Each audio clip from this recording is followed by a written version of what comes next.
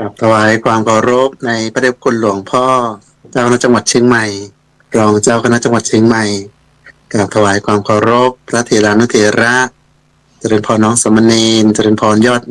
นักสร้างบารมีท่านสาธุชนผู้ใจบุญวันนี้เจอกับพระอาจารย์กล้าธรรมโชติสิโปประธานสงฆ์ธุดงค์ขั้นฐานล้านนาอำเภอสันทรายจังหวัดเชียงใหม่ครูพระสอนศีลธรรมของมจรของพวกเราวันนี้เนี่ยเช้าอากาศแจ่มใสนะอำเภอสันทรายนั้น11องศาเนาะเนี่ยเช้านี้ใครอยู่จังหวัดไหนบ้างกี่องศาบ้างทักทายกันมาบ้างนะครับวันนี้อาจารย์มีหัวข้อดีๆนำมาฝากแล้วก็มีบรรยากาศของการสร้างบารมีของคณะพระภิกษุสงฆ์ซึ่งบวชในเข้าพรรษาที่ผ่านมาออกพรรษารับกฐินแล้วท่านก็อยู่ต่อแล้วก็เดินธรรมยาตราเส้นทางอนุสรณ์สถาน7แห่งของพระเดชพระคุณพระมงคลเทพมุนีสดจันทสโรภาผู้ปราบมารวันนี้พระอาจารย์ได้เข้ามาในรายการธรรมารับอรุณวันนี้ก็มีพระอาจารย์ธนครูโสพลปริยัติเลขานุการรองเจ้าคณะจังหวัดเชียงใหม่เลขานุการคณะกรรมการศีล5หุ่นเหนือของพวกเราท่านได้เมตตาได้มาจัดรายการตอนเช้าก็ปลื้มใจครับวันนี้ก็ญาติโยมใครอยากจะมีธรรมะหรือว่าฟังธรรมหัวข้อไหนหมวดธรรมไหนก็พิมพ์เข้ามาได้ทักทายกันเข้ามาได้วันนี้หัวข้อว่าฝึกตัวฝึกตนให้เป็นคนรักการสร้างความดีเนาะการที่บุคคลใดบุคคลหนึ่งฝึกตัวฝึกตนจนเป็นยอดคนได้ที่สุดแล้วก็คือพระบรมศาสดาพระสัมมาสัมพุทธเจ้าของพวกเราเนาะเรียกว่าพระองค์นั้นตรัสรู้ชอบได้โดยพระองค์เองเป็นบรมครูของมนุษย์และเทวดาทั้งหลายเป็นสารถีผู้ฝึกบุรุษไม่มีใครอื่นยิ่งกว่า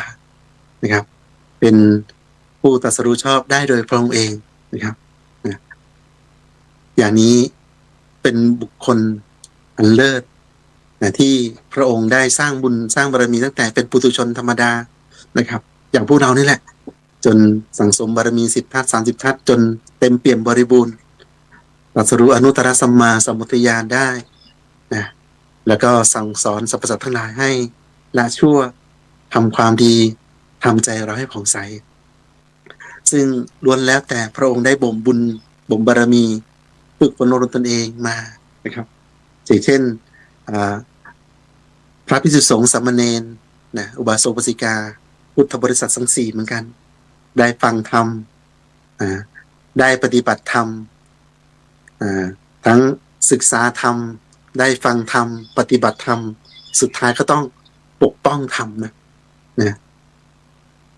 การที่เราเป็นชาวพุทธเป็นพุทธบริษัท4ที่เป็นต้นบุญต้นแบบนั้น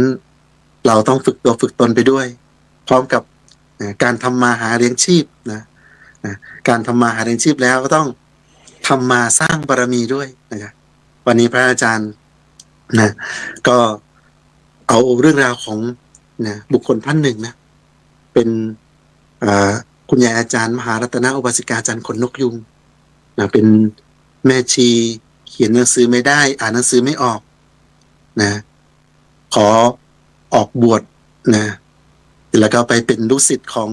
พระเดชคุณหลวงปู่วัดปากน้ำซึ่งเป็นอดีตเจ้าอาวาสวัดปากน้ำภาษีเจริญวันนี้พระอาจารย์ก็จะเอาเรื่องราวดีๆซึ่งคุณยายอ่านหนังสือไม่ได้เขียนหนังสือไม่เป็นอ่านหนังสือไม่ออกแต่ว่าปฏิบัติธรรมอย่างอุกฤษเลยจนสมาธิก้าวหน้าไปดูพ่อตายแล้วไปไหน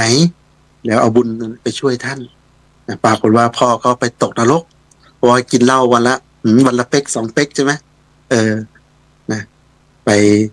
เห็นรู้แล้วก็น่าสงสารก็เอาบุญทุกบุญที่ตัวเองทำแล้วก็นั่งสมาธิไป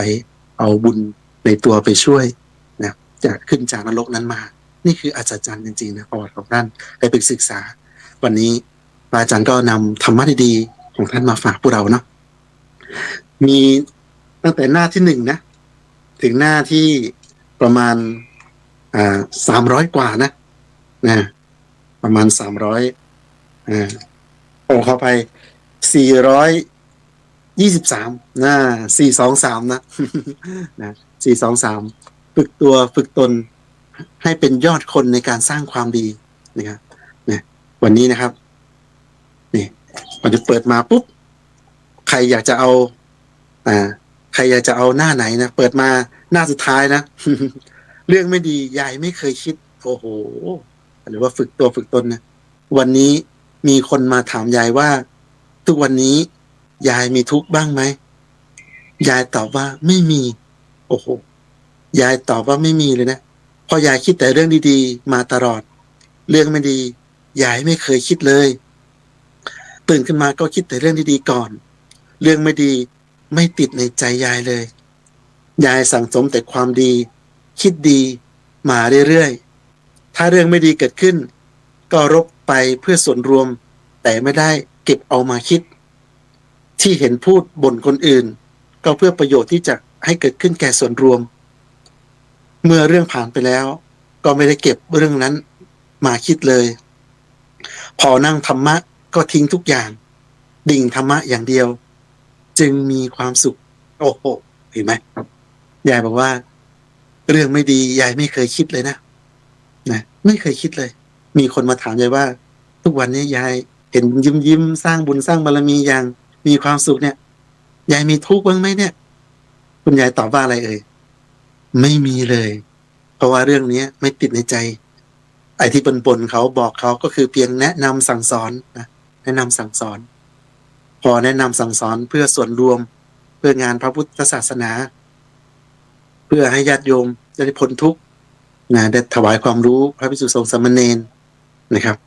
ในสิ่งที่คุณยายฝึกตัวฝึกตนมาได้เนี่ยพอนั่งสมาธิปุ๊บไม่ติดในใจยายเลยเพราะว่าสิ่งที่ยายพูดยายทำยายสอนล้วนแต่ยายฝึกตัวฝึกตนมาได้เห็นไหมครับเรื่องไม่ดีไม่เคยคิดเลยเห็นไหมพอเข้าวัดแล้วเนี่ยมโนกรรมความคิดก็เป็นมโนกรรมคำพูดก็เป็นวจีกรรมการกระทำก็เป็นกายกรรมความคิดคำพูดการกระทำของเรานั้นถ้าเกิดบุญเกิดกุศลเราไม่ต้องห่วงว่าใจของเราเนี่ยผ่องใสแน่นอนนะถ้าเราคิดไม่ดีพูดไม่ดีทำไม่ดีแล้วก็ใจก็ขุ่นมัวไม่ผ่องใสในวันนี้เนี่ยใครอยากจะเปิดเนี่ยเปิดขึ้นมาปุ๊บหน้าสุดท้ายเลยนะ นะใครอยากจะให้พระอาจารย์เปิดหน้าไหนหน้า1ถึงหน้า423นะเดี๋ยวพระอาจารย์สุ่มเปิดอีกรอบหนึ่งอันนี้เป็นหัวข้อที่179หน้า423นะเรื่องยายไม่เรื่องไม่ดียายไม่เคยคิดเลยนะพอนั่งสมาธิจะรู้เลยว่าถ้าเราเผลอไปคิดไม่ดีเราก็จะพูดไม่ดีแล้วก็การกระทำเราก็ไม่ดีการกระทำนั้น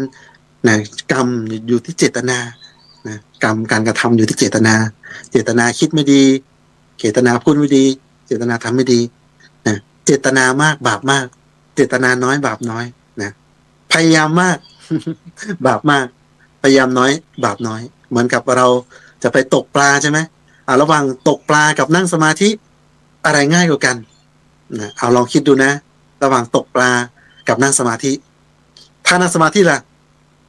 เดินอยู่กลางตลาดใช่ไหมเราก็หลับตานิ่งๆนิดนึงหยุดสัก1 นาทีหยุดสัก3 วินาทีก็ได้1 2 3เอาใจของเราจับเข้ามาในตัวหายใจลึกนะปึ๊บเข้ามาในตัวนะอาจจะนับ1 ถึง 3ก็ได้ยุบหนอพองหนอก็ได้พุทโธก็ได้สัมมาอรหังก็ได้เห็นไหมนิ่งๆปุ๊บเราก็เดินต่อได้เดินต่อไปก็ขวาย่างหนอซ้ายย่างหนอได้สัมมาอรหังพุทโธได้เห็นไหมอยู่กลางตลาดก็ทำสมาธิได้ขณะนั้นเลยนึกได้เมื่อไหร่ทำเมื่อนั้นหรือทำได้ตลอดสมาธิเป็นสิ่งที่ไม่ใช่ไกลตัวเกี่ยวกับตัวอยู่ในตัวนะแต่ถ้าจะไปตกปลานะครับโอ้โหโทรก่อนเลยโทรหาเพื่อนกันเลยหรือว่ารู้เลยว่าจะไปบ่อไหนได้ตกปลาหรือยังนะ ต้องมีเบ็ดไหมต้องไปหาเบ็ดอีกดูนะคนจะตกปลานะนึกก่อนคิดก่อนคิดจะไปตกปลาที่ไหนนึกหาเบ็ดได้แล้ว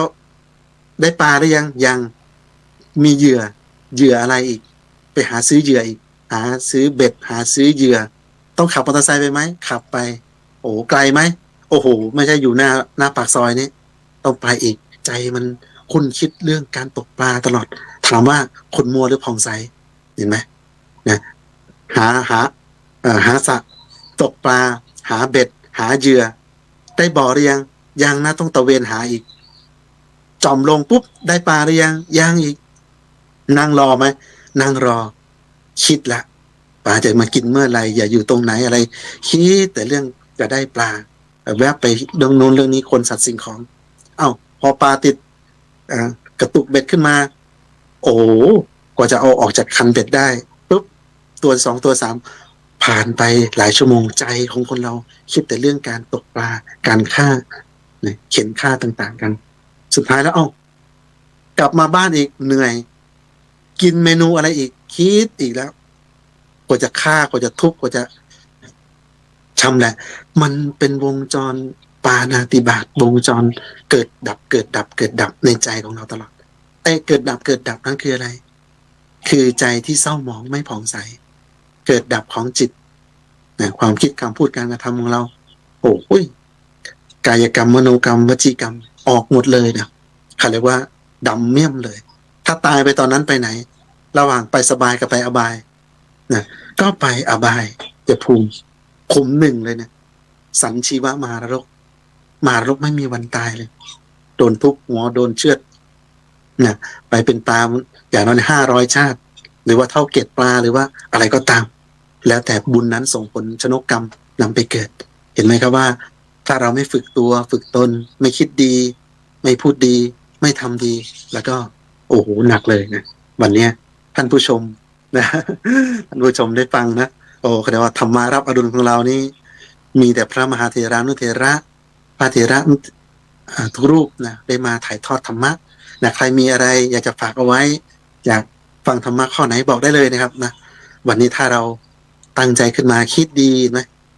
ตื่นเช้ามายายบอกว่าเลยนะตื่นขึ้นมาคิดแต่เรื่องดีก่อนเรื่องไม่ดีไม่ติดในใจยายเลยยายสั่งตมแต่ความดีคิดดีมาเรื่อยๆถ้าเรื่องไม่ดีเกิดขึ้นก็รบไปเพื่อส่วนรวมแต่ไม่ได้เอามาคิดมาพูดบ่นคนอื่นก็เพื่อประโยชน์ที่จะเกิดขึ้นแก่ส่วนรวมเมื่อเรื่องผ่านไปแล้วก็ไม่เก็บเอาเรื่องนั้นมาเลยพอนั่งสมาธินั่งธรรมะก็ทิ้งทุกอย่างติ่งธรรมะอย่างเดียวก็มีความสุขเห็นไหมทิ้งทุกอย่างวางทุกสิ่งนั่งคูบัลลังก์ตั้งกายตรงดำรงสติมั่นทำเจริญสมาธิกรรมฐานของเราเลยสภาวะธรรมนั้นก็เกิดมีความสุขปิติใจโอ้สว่างสวัยตัวลอยตัวเบาตัวหายตัวขยายนะเห็นดวงใสๆองค์พระใสๆนะเข้าถึงธรรมภายในตามพระสมมามุเจ้าตามพระอรหันต์ออกไปหรือตามบุญตามบารมีของเราที่มีอยู่เห็นไหมครับว่าการที่เราคิดดีพูดดีทำดีแล้วก็ช่วยเหลือเกื้อกูลกันแม้แต่พระธรรมยาตรานะอย่างที่ได้พระอาจารย์วางแผนไว้ไหมครับพระธรรมยาตราที่ฝึกตัวฝึกตน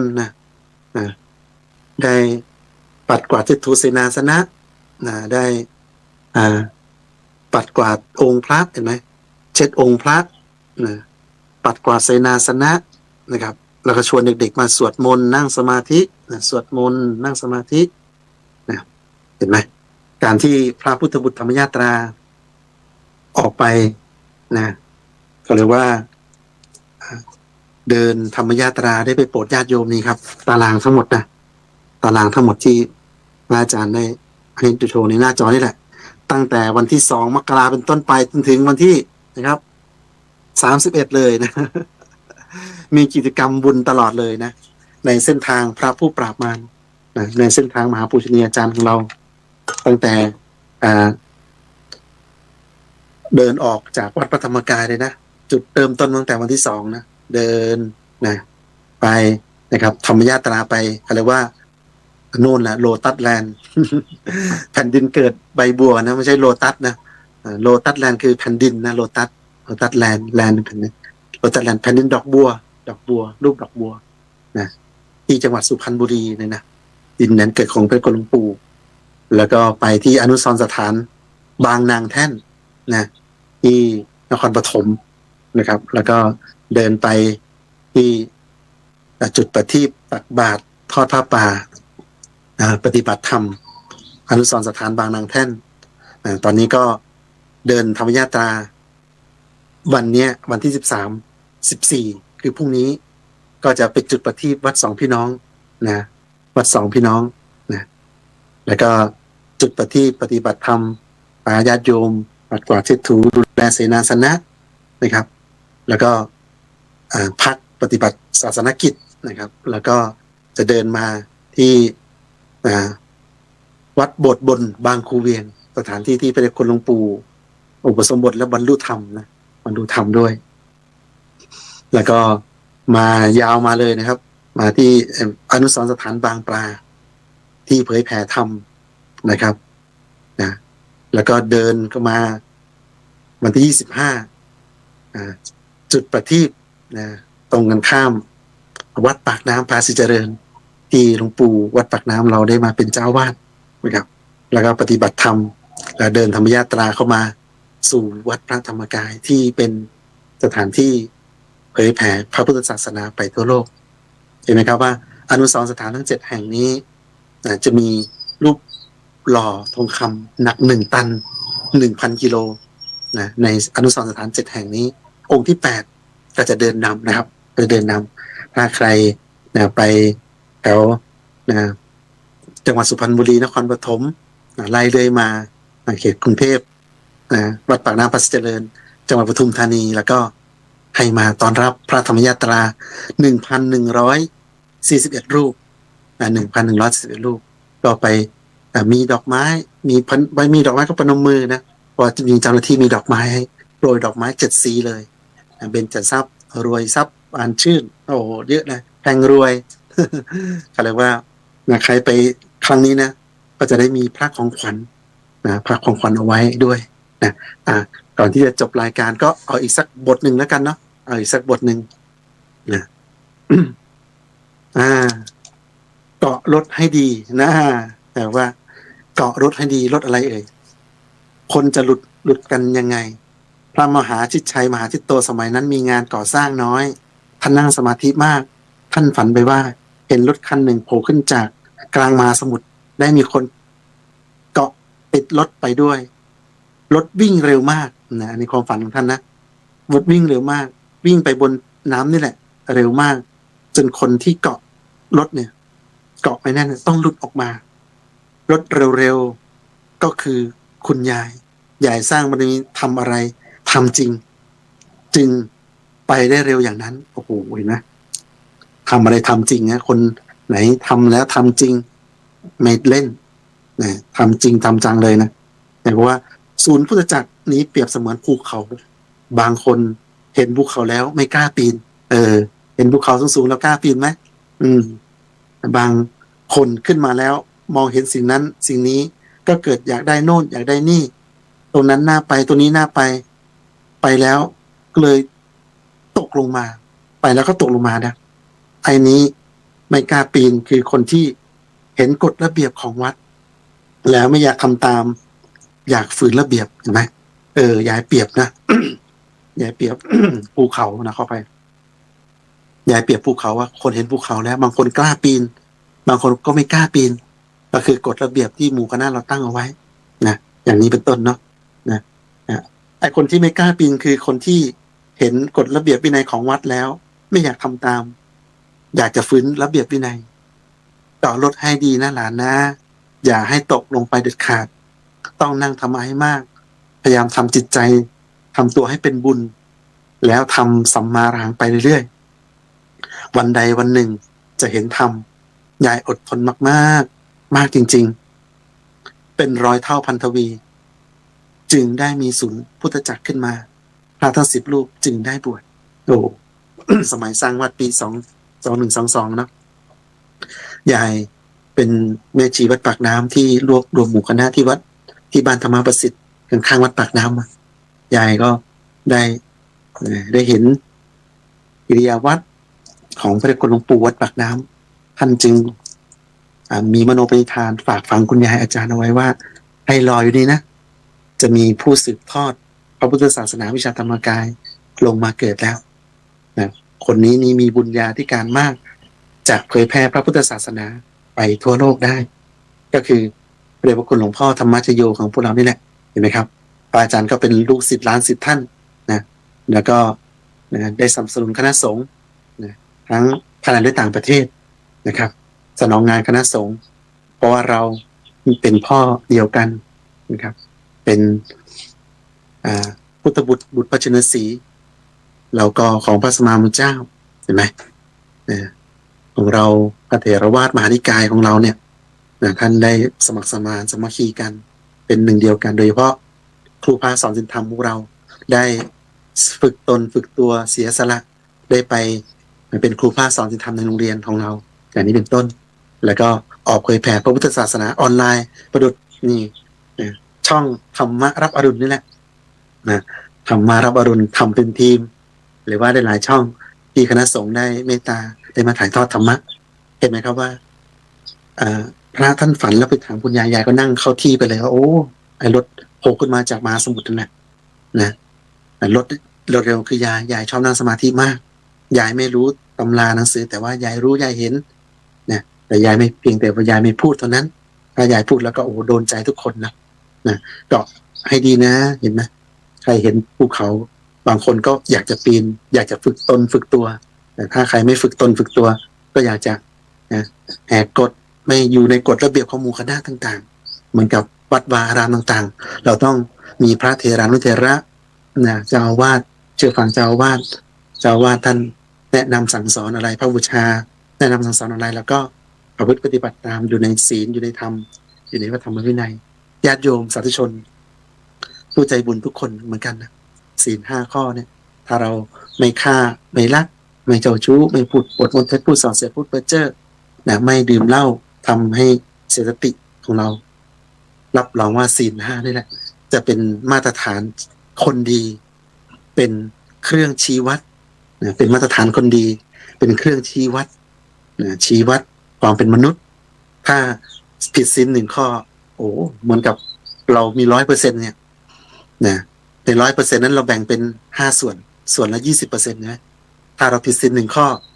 ความเป็นมนุษย์ของเราก็ลดลงไป20% ผิดศีล2 ข้อบวกไปอีก20เป็น40แล้วความเป็นมนุษย์เราจึงลดน้อยลงไปเรื่อยๆถ้าเราไม่มีศีลสักข้อเลยแล้วก็ไม่ต่างอะไรกับสัตว์เดรัจฉานชอบฆ่าชอบลักทรัพย์ผิดลูกผิดเมียคนอื่นโกหกมดเท็จพูดส่อเสียดพูดเพ้อเจ้อพูดคำหยาบดื่มสุรายาเสพติดทำลายร่างกายตัวเองสุดท้ายก็ไปทำลายผู้อื่นเห็นไหมไม่ต่างอะไรกับสัตว์เดรัจฉานเลยถ้าเรามีศีล5 ครบนะครับเปอร์เซ็นต์ของความเป็นมนุษย์ของเรารักษาศีลข้อ 1ได้ความเป็นมนุษย์ก็เพิ่มมา 20% รักษาข้อ 2ได้คือเหลือว่าข้อใดข้อ 1นะความเป็นมนุษย์ของเราก็จะ 100% เป็นคนเก่งได้ดีฝึกตัวฝึกตนของเราไปนี่คือธรรมะของพระสัมมาสัมพุทธเจ้าที่พระองค์ให้ไว้ในธรรมะ 84,000 พระธรรมขันธ์84,000 พระธรรมขันธ์ให้เราละชั่วทำความดีทำใจของเราให้ผ่องใสทำให้กายบริสุทธิ์วาจาบริสุทธิ์ใจบริสุทธิ์3 อย่างนี่แหละนะครับศีลสมาธิปัญญาอยู่ในนี้เลยถ้าเราฝึกตัวฝึกตนได้นะครับฝึกตัวไปด้วยแนะนำคนอื่นไปด้วยแล้วก็มีโอกาสได้ถ่ายทอดธรรมะหรือแนวทางได้อย่างนี้เป็นต้นเราก็ถือว่าเป็นพุทธศาสนิกชนที่ดีที่ประเสริฐนอกเหนือจากศึกษาธรรม ฟังธรรมปฏิบัติธรรมสุดท้ายคือปกป้องธรรมด้วยนี่ในพระไตรปิฎกมหาปรินิพพานสูตรสรุปไว้อย่างนี้นะว่าเราเป็นพุทธบริษัท4เป็นอุบาสกอุบาสิกาพระภิกษุสงฆ์สามเณรเนี่ยเราต้องศึกษาธรรมะปฏิบัติธรรมะฟังธรรมะศึกษาธรรมฟังธรรมปฏิบัติธรรมแล้วก็ปกป้องธรรมส่วนใหญ่จะไม่ปกป้องธรรมกันบางคนก็ศึกษาแต่ไม่ปฏิบัติบางคนปฏิบัติแต่ไม่ศึกษาบางคนชอบศึกษา ชอบปฏิบัติแต่ไม่ชอบฟัง เห็นไหมนะเราก็ต้องให้ครบองค์ประกอบ4อย่างแต่สุดท้ายชอบฟังธรรมศึกษาธรรมปฏิบัติธรรมแต่ใครมาลุกลานพระพุทธศาสนาเอาไม่ปกป้องอีกเราต้องทำให้ครบ4อย่างนะทั้งศึกษาธรรมฟังธรรมปฏิบัติธรรมปกป้องธรรมปกป้องยังไงเป็นทนายแก้ต่างให้กับพระพุทธศาสนาใครมาจับมาจ้วงใครมากล่าวว่าร้ายพุทธเจ้าพระพุทธพระธรรมพระสงฆ์เรานี่แหละจะเป็นตัวแทนเป็นทนายแก้ต่างให้กับพระพุทธศาสนาอย่างนี้เป็นต้นเราจะเป็นชาวพุทธที่ยอดเยี่ยมเป็นชาวพุทธที่ฝึกตัวฝึกตนเป็นยอดนักสร้างบารมีได้อย่างแท้จริงวันนี้พระอาจารย์กล้าธรรมโชติสิปโปประธานสงฆ์ทุดงคฐานล้านนาอำเภอสันทรายจังหวัดเชียงใหม่นะก็ปีนี้เนี่ยเป็นปีดีนะครับปีมงคลนะพระอาจารย์ก็จะได้ไปเนื่องจากคณะสงฆ์นิมนต์ไปเป็นเจ้าอาวาสที่ทุดงคฐานนครสวรรค์นะใครอยู่จังหวัดนครสวรรค์หรือมีหมู่ญาติยินดีเลยนะเดี๋ยวไปเจอกันที่โน่นนะครับเช้าวันนี้ก็ขออำนวยพรให้ทุกคนทุกท่านเฮงๆรวยๆในปีใหม่ปีต่อไปนะสุขภาพร่างกายแข็งแรงใจใสเข้าถึงธรรมทุกคนทุกท่านทุกประการเจริญพร